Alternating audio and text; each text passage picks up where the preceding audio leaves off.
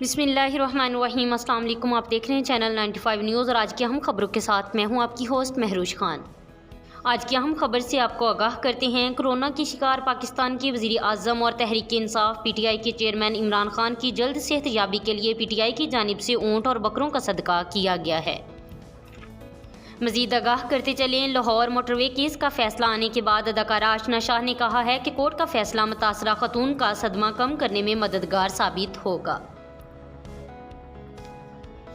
इस्लामाबाद वफाकी वज़ीर साइंस और टेक्नोलॉजी फवाद चौधरी का कहना है कि ब्रॉडशीट रिपोर्ट पर कमीशन को खराज तहसीन पेश करता हूँ। अवाम जानना चाहती है कि स्विस अकाउंट्स का पैसा कहाँ गया है। आखिर में आपको बताते चलें, सऊदी अरब और पाकिस्तान रवां माह मार्च के दौरान सरगोदा के मसहफ एयरबेस में फ़िज़ाई मशक़ें करेंगे। सऊदी वज़ारत दफ़ा के मुताबिक सऊदी फ़िज़ाइया के कमांडर शहज़ादा बिन अब्दुल अज़ीज़ ने एतवार को मशक़ों में शिरकत करने वाले सऊदी दस्ते की तैयारियों का मुआयना किया है।